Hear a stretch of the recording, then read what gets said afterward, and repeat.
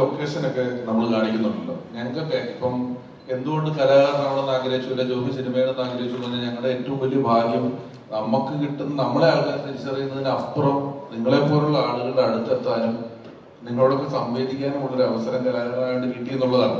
അപ്പൊ ഞാനിലോ അല്ലെങ്കിൽ അതുപോലുള്ള സിനിമ മാഗസിനുകളിലോ ഉള്ള നിശ്ചല ചിത്രങ്ങൾക്ക് അപ്പുറം ഒരു സിനിമയുടെ ലൊക്കേഷൻ കാണാനുള്ള യാതൊരുവിധ സൗകര്യങ്ങളും ഇല്ലാതെയാണ് ഞാൻ ജോഫിനോട് ഇവിടുന്ന് ഒരു ബാച്ച് വളർന്നു വന്നിട്ടുണ്ട്. അപ്പൊ ഈ സിനിമയുടെ കാതോട് കാതോടത്തിന്റെ ലൊക്കേഷനൊക്കെ അവതരിപ്പിക്കുമ്പോൾ കമൽ സാറിന്റെ മകനാണ്, കമൽ സാറിന്റെ ചെറുപ്പക്കാരനായിട്ട് അത് അല്ല. ഒരാൾ എന്നോട് ചോദിച്ചു അത് ആണോ ചെയ്തിരിക്കുന്നതെന്നുള്ളത്. അത്ര സാദൃശ്യം ഉണ്ടല്ലോ.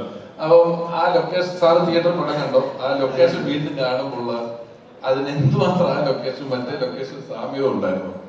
അയ്യോ, ഞാൻ കണ്ടപ്പോൾ ഞെട്ടിപ്പോയി. കാരണം ഒരുപാട് സാമ്യമുണ്ട്. ഞാൻ വിചാരിച്ച് റിയൽ ആയിട്ടുള്ള സ്ഥലത്ത് തന്നെയാണ് ഷൂട്ട് ചെയ്തത്. ഇപ്പോഴും ഇവിടെ വെച്ചു വിരോധിയായിരുന്നു, പ്രത്യേകിച്ച് പള്ളി. ആ പള്ളി അതേ പള്ളി തന്നെയാണ് നമ്മൾ ഷൂട്ട് ചെയ്തത്. അയ്യോ, കാരണം തരോ അതേപോലെ തന്നെ ഉണ്ട്. നിങ്ങൾ കാതോട് കാതോട് കണ്ടിട്ടുണ്ടെങ്കിൽ സെയിം സ്റ്റെപ്സ് അങ്ങനെയുള്ള പള്ളിയുടെ എല്ലാ ഇത് ഞാനിപ്പോ മോഹൻഡടുത്ത് ചോദിക്കുന്നു നമ്മൾ എവിടെയായിരുന്നു ഷൂട്ട് ചെയ്തത്. കൊരട്ടിയാണെന്ന് എനിക്ക് ഓർമ്മ. തിരുമണിക്കുന്ന് പള്ളി. അത് ആ പള്ളി അതെ, അത് അത്രമാത്രം സമയമുണ്ട്. അതുപോലെ തന്നെ ഒരുപാട് ലൊക്കേഷൻസ് ആ സിനിമയിൽ കാണിച്ചിട്ടുള്ള സിനിമയായിട്ട് ബന്ധപ്പെട്ടുള്ള എല്ലാ ലൊക്കേഷൻസും കാരണം അത്രമാത്രം റെഫർ ചെയ്തിട്ടായിരിക്കും അല്ലെ ഇവരത് ചെയ്തിട്ടുണ്ടാവും. അപ്പൊ ഒരു എഫേർട്ട് ഭയങ്കര അത്ഭുതം തോന്നുന്നു എനിക്ക്.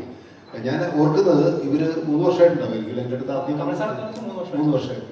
അത് ഇവർ രണ്ടുപേരും തന്നെ രാമും ജോഫിനും തന്നെയാണ് എൻ്റെ അടുത്ത് വന്നിട്ട് ഇങ്ങനൊരു കോൺസെപ്റ്റ് ഉണ്ട്, ഇങ്ങനെ ചെയ്യണം. അത് ജോൺ പോൾ ജീവിച്ചിട്ടുണ്ട്. അങ്കിള് ജോൺ പോള് പറഞ്ഞിട്ടാണ് വരുന്നു പറഞ്ഞിട്ടാണ് എൻ്റെ അടുത്ത് സംസാരിക്കുന്നത് ഈ കാര്യം. അപ്പൊ എനിക്ക് അപ്പം തന്നെ ഭയങ്കര എക്സൈറ്റ്മെന്റ് തോന്നി. ഞാൻ ചോദിക്കുകയും ചെയ്തു ഇത് എങ്ങനെ വർക്കും. നമുക്കൊരു അത്ഭുതം എങ്ങനെ ആയിരിക്കും ഇത് സ്ക്രിപ്റ്റ് ചെയ്യാൻ പോണത്, പിന്നെ അതിന്റെ മേർഡറും കാര്യങ്ങളൊക്കെ പിന്നീട് എങ്ങനെയായിരിക്കും ഇൻവെസ്റ്റിഗേഷനൊക്കെ എനിക്കറിയില്ല. അന്ന് ഇങ്ങനെ ആസിഫിന്റെ ക്യാരക്ടറെ കുറിച്ച് അങ്ങനെ ഒരു രീതിയിൽ പറഞ്ഞില്ല. അപ്പൊ എങ്ങനെയായിരിക്കും ഇതിന്റെ ഇൻവെസ്റ്റിഗേഷൻ ഒന്നും അറിയില്ല. ഇത്രമാത്രം ഡീറ്റെയിലിംഗ് ആ ഇതില് കാതോട് അതിലിട്ട് കണക്ട് ചെയ്തിട്ടുണ്ടാവും ഞാൻ വിചാരിച്ചില്ല. അപ്പൊ ഒരുപാട് ഓർമ്മകളുണ്ട്. ആ സിനിമ കണ്ടു കഴിഞ്ഞപ്പോ ഞങ്ങൾ കാതോട് അതിനെ ഷൂട്ട് ചെയ്ത പ്രത്യേകിച്ച് ഭരതേട്ടനും ഇപ്പൊ ജീവിച്ചിട്ടില്ല. ഭരതേട്ടനായിട്ടുള്ള ഓർമ്മകളൊക്കെ തന്നെ ഒരുപാട് ഓർമ്മകളുള്ള ഒരു സിനിമയാണ്. പിന്നെ വിജയകുമാറിന്റെ കാര്യം പറയണമെങ്കിൽ ഈ 7 ആർട്സിന്റെ ബാനറിൽ ആദ്യം ചെയ്യുന്ന സിനിമയാണ് കാതോട് കാതോട്. അതൊരു വലിയ കാരണം ഭരതേട്ടനിൽ നിന്ന് തുടങ്ങി അല്ലെ. അതൊരു വലിയ ബാനറായി മലയാള സിനിമയില് നിറഞ്ഞിരുന്നു. നമുക്കറിയാലോ പഞ്ചാഗ്നി, നക്ഷത്രങ്ങൾ, ഇത് 3 ഒരേ സമയത്താണ് അല്ലെ വർക്ക് നടക്കണം എന്നുള്ളതായിരുന്നു ഏറ്റവും വലിയ തമാശ.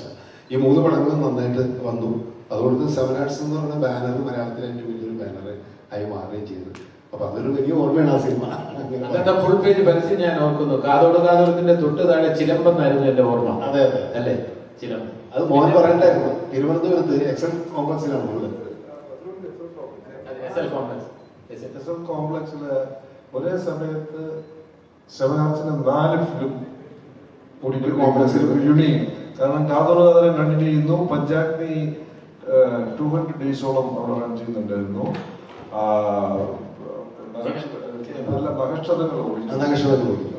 ചിലപ്പോൾ അവിടെ റിലീസാകും. അങ്ങനെ ഒരു വളരെ യുണീക്ക് അച്ചീവ്മെന്റ്. അത് വേറെ ഭരതേട്ടന്റെ 2 പടം,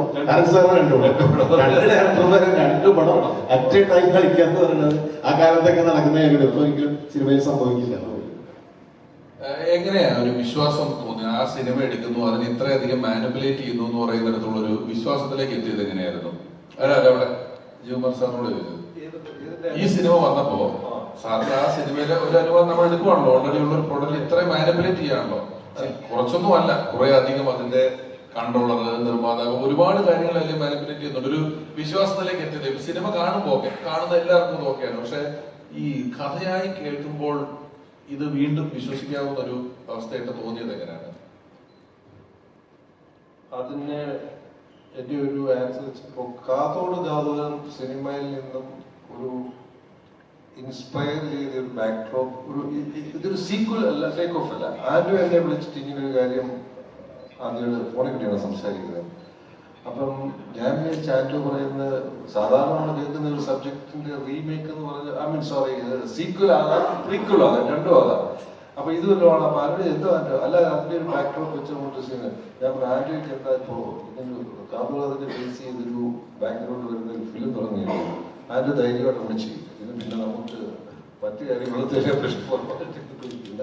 അതിൻ്റെ അതുകൊണ്ട് പ്ലാൻ ചെയ്യാം. അല്ല, ഞാൻ എനിക്ക് എൻ്റെ ചില മെറ്റീരിയൽസും കാര്യങ്ങളും കുറച്ച് സംഭവമാണ് അതിൻ്റെ ആർട്ട് ഡയറക്ടർ വരുന്നു. അപ്പോൾ അതുകൊണ്ട് ഞാൻ എൻ്റെ ഉള്ളതെല്ലാം തരാം. ഭാഗ്യത്തിന് ആൽബം ഉണ്ട്, പക്ഷേ ആൽബത്തിൽ പല ഫോട്ടോസും സ്റ്റക്കായി. ഇത്ര വർഷമായിട്ട് 40 വർഷമാകുന്നു. അപ്പോൾ ആൽബം ഇരിപ്പുണ്ട് അങ്ങനെ സെയിം. അങ്ങനെ വട്ടവർ മെറ്റീരിയൽ, വട്ടവർ അവൈലബിൾ ആൻഡ് അങ്ങോട്ട് എടുക്കുക, പടം ഓട് നടന്നിട്ട് ഇതായിരുന്നു എൻ്റെ ഫസ്റ്റ് റിയാക്ഷൻ. സെക്കൻഡ്ലി, പടം തുടങ്ങി പടം റിലീസ് ആവുന്നവരെ സത്യത്തിൽ എന്താണ് ഈ സിനിമ എന്നോ എങ്ങനെയായിരിക്കും ഈ ഒരു സിനിമ ഷേപ്പ് ഔട്ട് ചെയ്യുന്നതിനെ പറ്റി എനിക്ക് വലിയ നോളജ് ഒന്നും ഇല്ലായിരുന്നു. ഞാൻ മദ്രാസിൽ താമസമായതിൻ്റെ ഇവിടെ വലിയ ഇന്ററാക്ഷൻ ഇല്ലായിരുന്നു. പക്ഷെ ഞാനിപ്പോൾ സിനിമ കണ്ടപ്പോൾ എനിക്ക് തോന്നിയത് കാതോട് കാതോരത്തിലെ ക്യാരക്ടറും അതിൽ നിന്ന് ഉത്ഭവിച്ച ഒരു ബാക്ക്ഗ്രൗണ്ടും എല്ലാം 100% ജസ്റ്റിഫൈഡ് ആയിട്ട് കൺവിൻസിംഗ് ആയിട്ട് വന്ന അതിമനോഹരമായ ഒരു പടമാണ്. ഈ ബാക്ക്ഗ്രൗണ്ട് ഇല്ലെങ്കിൽ ഈ പടം നല്ല മനോഹരമായ പടമാണ്. That's because the film by itself, അതിൻ്റെ ഒരു ഇൻവെസ്റ്റിഗേഷൻ, അതിൻ്റെ ഒരു സസ്പെൻസ്, അതിൻ്റെ ഒരു ട്രീറ്റ്മെന്റ് പാറ്റേൺ ആൻഡ് ഇൻഫാക്ട് ഒരു ക്രൈം അല്ലെങ്കിൽ ഒരു ഇൻവെസ്റ്റിഗേറ്റീവ് ക്രൈം ഫിലിമിനകത്ത് കുറെ കൂടെ വയലൻസും ബഹളവും ഒക്കെ അത് ഡോമിനേറ്റ് ചെയ്തതാണ്. ഇത് normally, but in this film it is more of scripting ഇന്ത്യയോ അല്ലെങ്കിൽ ഒരു ഇന്റലിജന്റ് ഇൻവെസ്റ്റിഗേഷൻ എന്ന് തോന്നുന്ന രീതിയിൽ. At the same time, audience പിടിച്ചിരുന്ന രീതിയിൽ ഒരു ഗ്രിപ്പ് കിട്ടണം. So that also is found out. So I appreciate the team, the director, writers and of course cast artists who have performed. ഒരു അതിമനോഹരമായ ഒരു പടമായി വന്നത്. I am very glad. കാതോട് കാതോരത്തിൽ ഇപ്പോൾ ജഗദീഷ് മുമ്പേ പറഞ്ഞ പോലെ ഇത്രയും വർഷങ്ങൾക്ക് ശേഷം നിയർലി 40 years കാതോടുകാലത്തിനെ ഒന്നുകൂടെ റിമെമ്പർ ചെയ്യാൻ, റിവൈവ് ചെയ്യാൻ ഈ പടം വായിക്കുന്നത് it's also A great pleasure. നല്ല സംഭവമാണ്. ആൻഡ് ഐ എം ഗ്ലാഡ് ഇങ്ങനെ ഒരു അസോസിയേഷൻ ഉണ്ടാകുന്ന സംഭവിച്ചു. Thank you.